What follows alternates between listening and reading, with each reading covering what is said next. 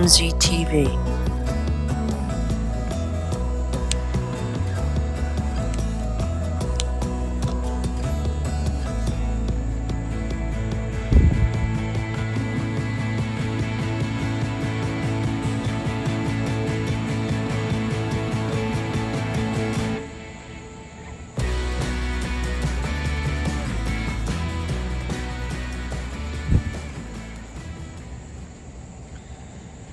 I know I talked about this yesterday, but I'm really getting it big time in my mind. Better than I had it yesterday. I was just exploring it yesterday, but the more I think about it, and I wrote about it in the introduction to yesterday's video, MZTV 1246.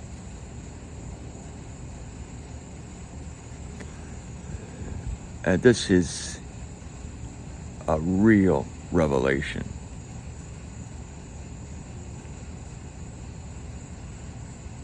And that is that chaos is a front. A total front.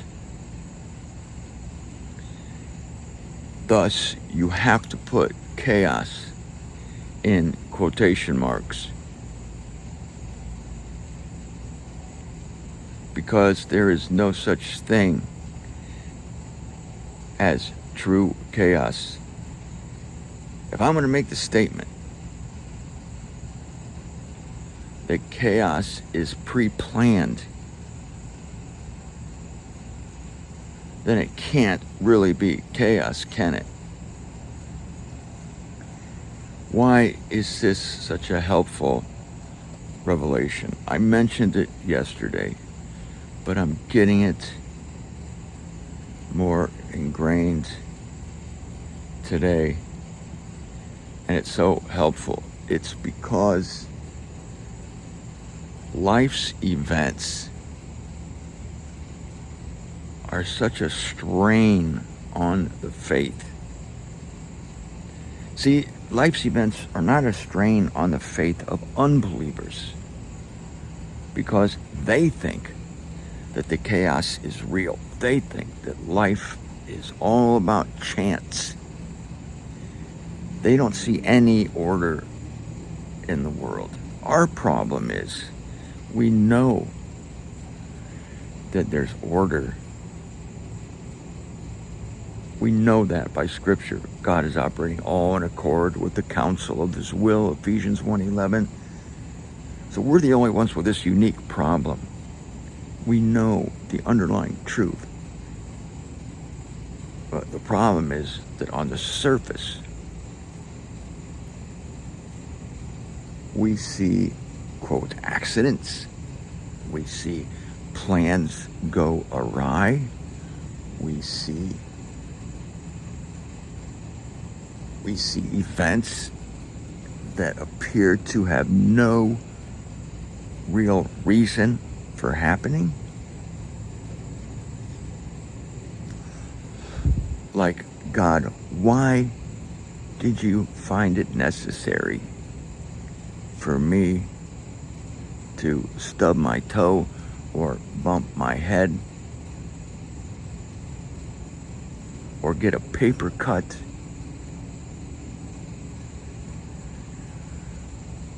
or when I tried to reach my friend on the phone, I couldn't get hold of them?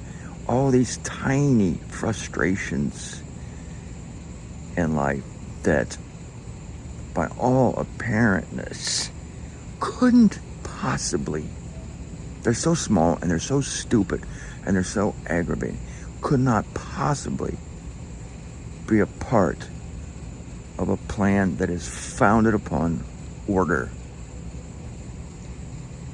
So for us, the strain is on the faith, because knowing one thing, we're seeing a completely different thing. And I will reiterate this: the world does not have this problem, because they're just dealing with chance, with what they perceive as chance. They're just dealing with what they perceive as randomness, as chaos.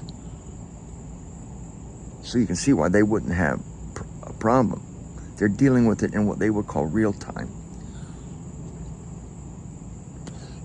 And they try to overcome it by bringing order to their lives, by trying to force order into events that appear to be anything but. And they measure their success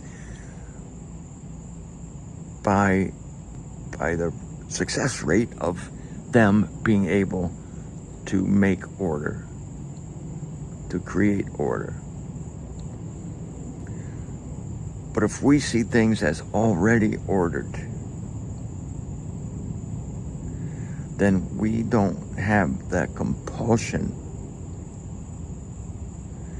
to force all of our ducks to be in a row, to use a popular idiom.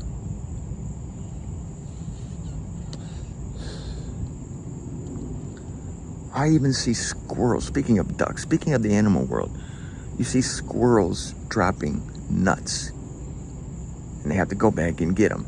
You see birds trying to get worms out of the ground and missing. You see your dog, my dog Charles, he's walking along and he gets a burr on his paw. Why did that have to happen? And yet it did have to happen. And it's tempting to think that God can't keep things straight. God can't keep things aligned. But do you know how hard, here's the shock, here's the revelation. Do you know how hard God has to work to cause things to miss?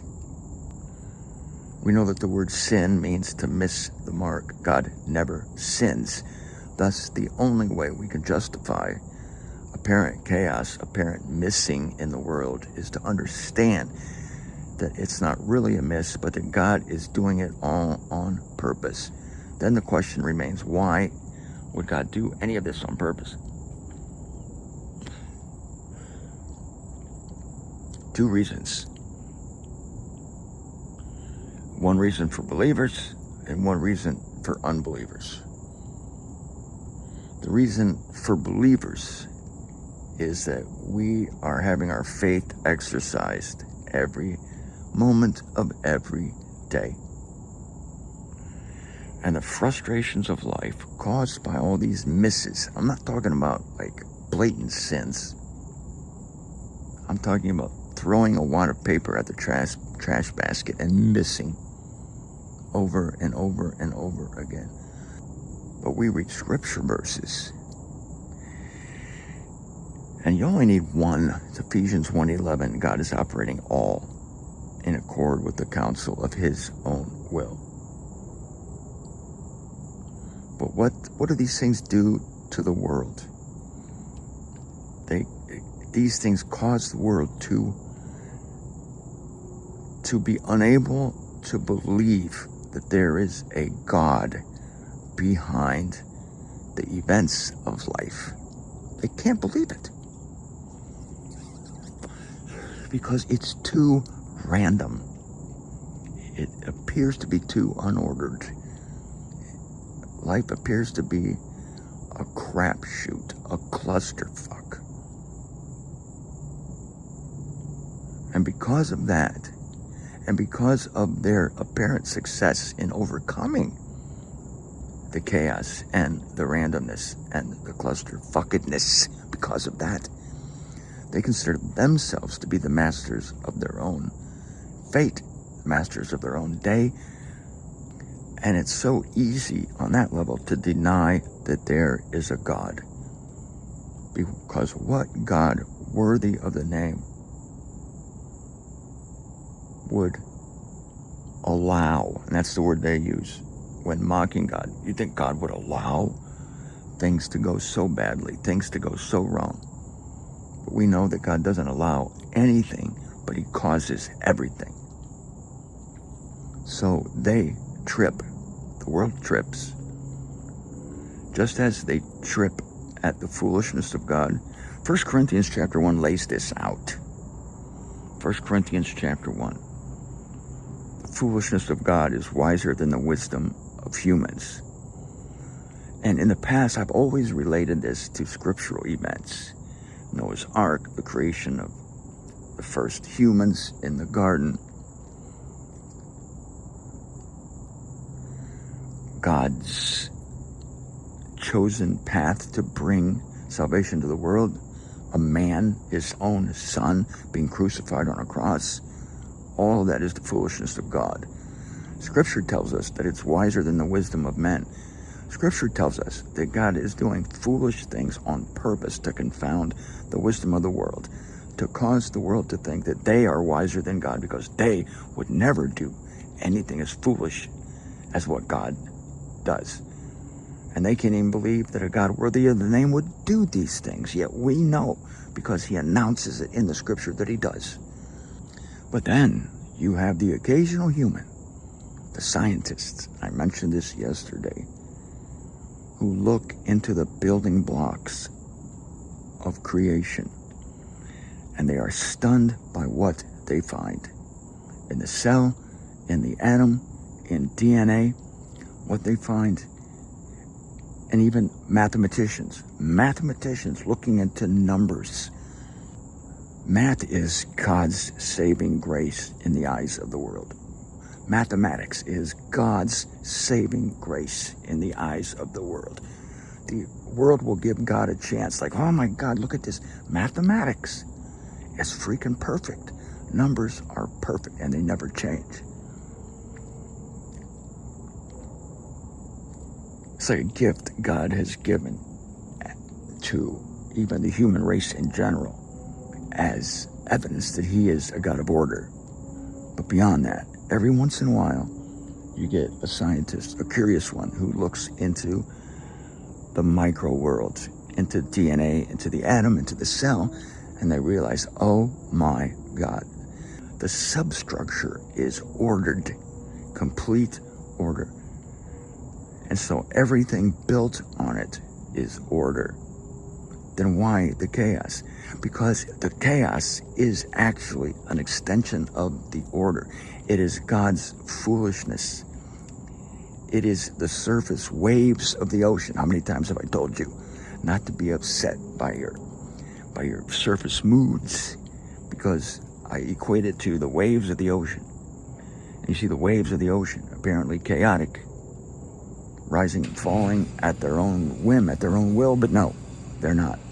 The bottom of the ocean, the ocean floor, the depths, it's solid, it's secure, it's unchanging. It's just a dim analogy. But life, the structure of life is the same. And scientists find this out when they look into the micro world. If a builder lays a poor foundation, then the entire structure is off. But if a builder lays a solid foundation, then the entire structure will be right. It can't be anything but that. And so the substructure of life's events is complete order. See, we don't need electron microscopes to know this. We have the scripture. Scripture is our electron microscope. We don't have to go to the trouble of inventing electron microscopes. Faithful men and women of God have known this ever since there was written scripture, or word of mouth scripture for that matter. They have known that the world is not in chaos, that there's no such thing as chance, that there's no such thing as randomness, there's no such thing as clusterfuck. It is all meant. It is all purposed. Then you come back to the question, why, God? Why? To cause the intelligentsia to trip, to cause people to run away from God because they think he can't manage his universe. They think he can't manage his universe. He does stupid things, and stupid things happen every day. Small events, big events, small events, You have to know the secret. You have to know the secret. And this is the thing. God has told us the secret, that there's no such thing as chance. I mean, this is comforting. So I want you to tell yourself every day, whenever something stupid happens, whenever something seemingly insignificant happens, but yet at the same time threatens to drive you crazy, to make you nuts because of how unaccountable it seems. You need to know that God is doing this for a purpose, to increase your faith and to cause the world to trip at their own wisdom, so-called wisdom, to cause the world to trip. Because when it's all said and done, at the great white throne, these worldly people will see that they attributed the events of life to chance. They attributed it to chaos. They attributed it to clusterfuck. And they didn't think, because of that, they didn't think there was a God. And the defense will be, you had math. You had freaking mathematics. Even before the electron microscope was invented. And you had the stars. Whether you go micro or macro, you had the stars. The creation speaks of God's order. The stars, they never move. You had the macro and the micro.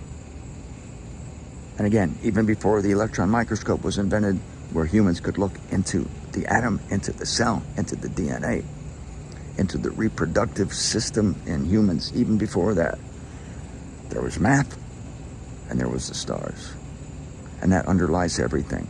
That's the substratum, that's the foundation. And everything God builds on it is perfect, is perfect. So everything that happens to you today is perfect.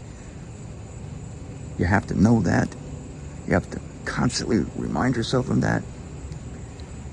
Chaos, quote unquote, is a front. It's not real. It's a front. It's pre-planned to look like chaos. But it's anything but. It is anything but.